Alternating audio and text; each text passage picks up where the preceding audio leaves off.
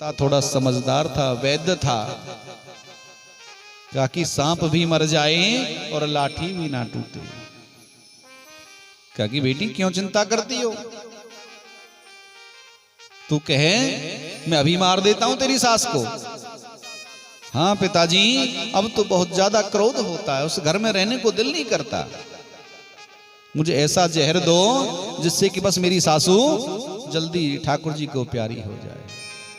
तो पिताजी ने कहा कि बेटी वो तो मैं दे दूंगा, मेरे पास हर चीज है, लेकिन अगर एक बार तू जहर दे देगी तो शरीर नीला पड़ जाएगा, और जब जांच होगी तो पता लग गया ना कि जहर दिया है, जिससे तू भी पकड़ी जाएगी और मैं भी पकड़ा जाऊंगा। क्यों ना ऐसा काम किया जाए, मैं आपको ऐसा जहर दे दूंगा, बस थोड़ा थोड़ा तो अपनी सासू मैया की सब्जी में मिला दिया करना, क्योंकि 2-3 महीने में तेरी सासू मैया ठाकुर जी को प्यारी हो जाए, किसी को पता भी नहीं लगेगा। कि हाँ पिताजी ये बात सही कहते हो। तो आज पिताजी ने अपनी बेटी को दे दिया और कहा कि बेटी मैं जहर तो दे रहा हूं, लेकिन किसी को बताना मत, केवल 3 महीने की बात है, और 3 महीने तक अपनी सास की इतनी सेवा करना, जब तेरी सास जो चीज मांगे उससे पहले ही उसके पास पहुंच जाए। कहा कि पिताजी ठीक है, जब इतने दिन काट लिए क्या 3 महीने नहीं काटे जाएंगे। अब तो बड़ी खुशी खुशी घर गई और सासू मैया की बड़ी सेवा करने लगी। जो चीज सासू मैया को चाहती उससे पहले ही उसके पास पहुंच जाती।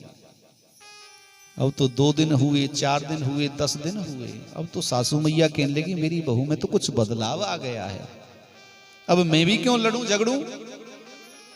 तो आज सासू मैया भी बड़े प्रेम से बहू से पेश आती, जो बहू कहती अब तो सासू मैया भी करने लगी। दोनों में इतना घनिष्ठ प्रेम हो गया।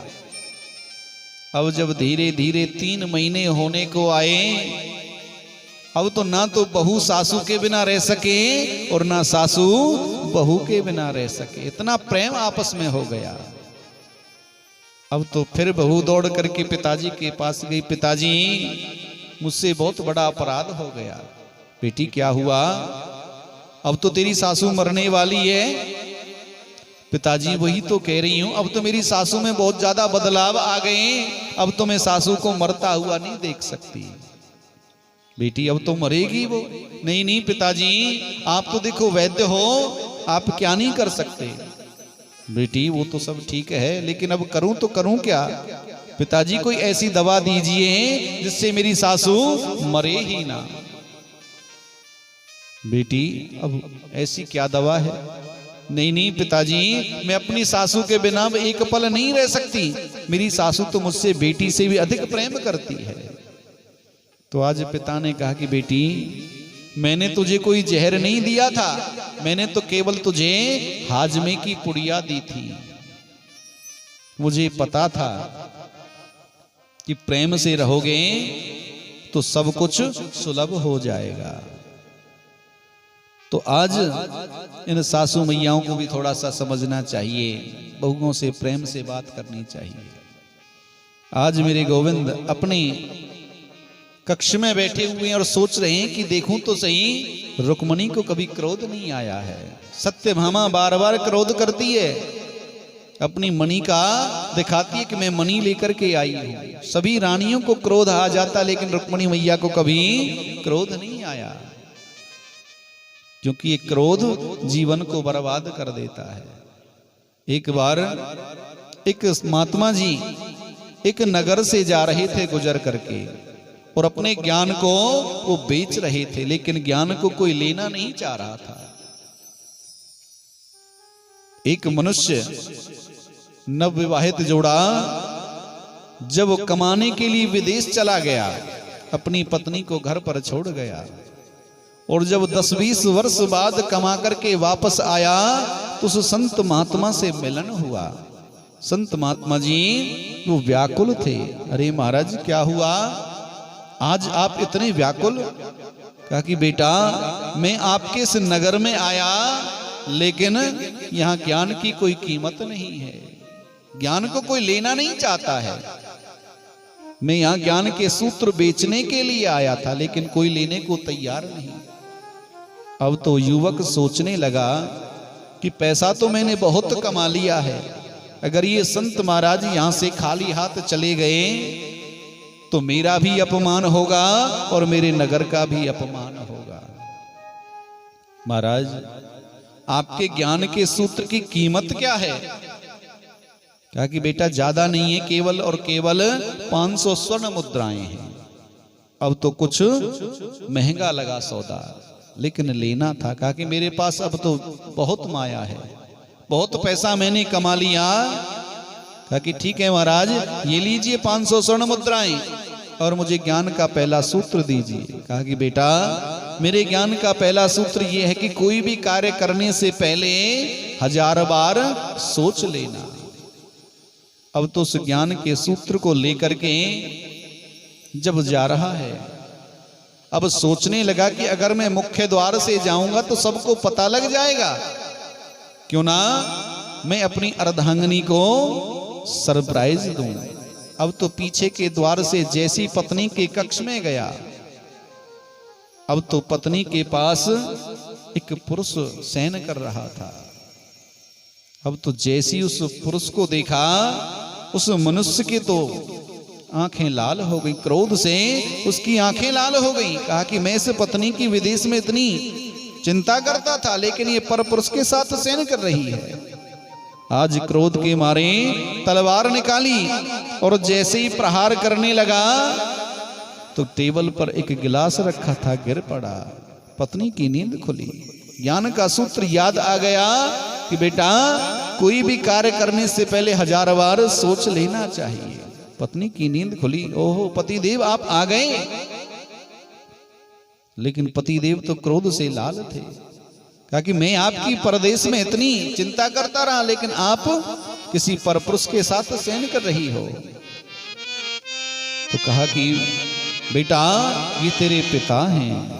पगड़ी बांधी हुई थी और जैसे ही चरण स्पर्श करने के लिए झुके तो सर से जो पगड़ी थी खुल गई और बाल खुल गए। प्रभु, ये आपकी बेटी है। जब आप गए थे मैं गर्भवती थी और आपके जाने के बाद आपकी बेटी ने जन्म लिया।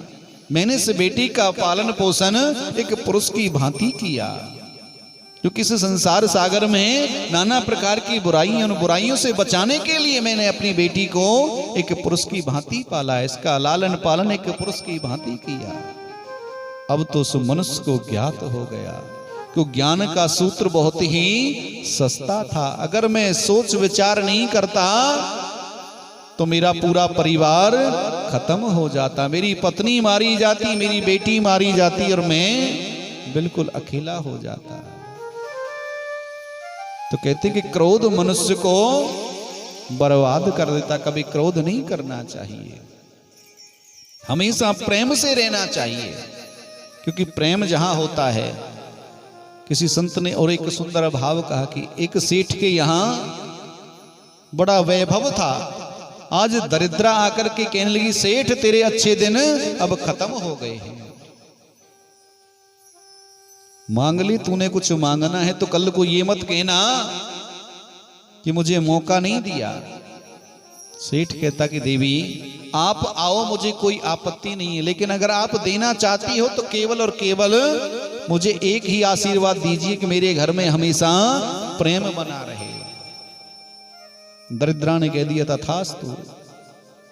अब तो जैसे ही प्रातः काल हुआ तो आज सासू मैया ने खिचड़ी बनाई, नमक आदि डाल दिया। कहते ने जाको प्रभु दारुण दुख देई, वाकी मती पहले हर ले। सासू मैया सब कुछ डाल करके चली गई।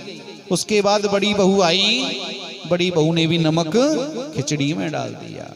छोटी बहू आई, छोटी बहू ने भी खिचड़ी में नमक डाल दिया। अब तो नमक कुछ ज्यादा पड़ गया।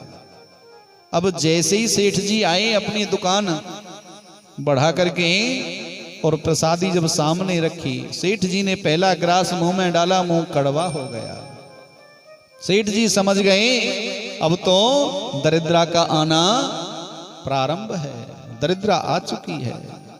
कुछ नहीं कहा, जितना खाना था खा करके चले गए। उसके पश्चात बड़ा बेटा आया और बड़े बेटे को भी जब प्रसादी परोसी गई, उसने भी पहला ग्रास मुंह में डाला, उसका मुंह कड़वा हो गया। क्या कि मैया पिताजी ने भोजन कर लिया? हाँ बेटा अभी अभी करके गए हैं, कुछ बात है क्या? नहीं नहीं मैया कोई बात नहीं है। बेटे बड़े बेटे ने भी भोजन कर लिया, छोटे बेटे ने जो थाली परोसी गई पहला ग्रास मुंह में डाला, उसका भी मुंह कड़वा हो गया। कहा कि मैया बड़े भैया ने और पिताजी ने भोजन कर लिया, हाँ बेटा अभी अभी करके गए हैं, कुछ कहा? नहीं बेटा कुछ नहीं कहा। कुछ बात है? नहीं नहीं भैया कोई बात नहीं, मैं तो पूछ रहा था। सारे परिवार ने भोजन कर लिया लेकिन किसी ने उफ तक नहीं कहा। अगर कलयुग में होते तो उस बात के ऊपर इतना झगड़ा हो जाता, बस या तो ठाकुर जी मालिक है। तो आज दरिद्रा सेठ के चरणों में गिर पड़ी और कहती अरे सेठ तेरा परिवार 1 किलो नमक को खा गया और किसी ने उफ तक नहीं कहा। कहते कि जिस घर में प्रेम है वहां स्वतः ही लक्ष्मी का वास है, वहां दरिद्रा कभी आ नहीं सकती। हमें यही बात समझनी चाहिए, कभी भी क्रोध नहीं करना चाहिए, हमेशा प्रसन्न रहो। जो हुआ वो भी अच्छा ही हुआ, जो हो रहा है वो भी अच्छा हो रहा, जो होगा वो भी अच्छा ही होगा। कभी भी मन में ये भाव लेकर के मत आओ कि मेरे साथ ऐसा हुआ, मेरे साथ वैसा हुआ। उस गोविंद की जो इच्छा है हम उसकी इच्छा से ऊपर नहीं जा सकते। आज रुक्मणी मैया के पास जैसी भगवान गई और रुक्मणी मैया से कहते हैं कि देवी तुमने मुझ ग्वाले से विवाह क्यों किया? ताकि महाराज आप ग्वाले नहीं, आप तो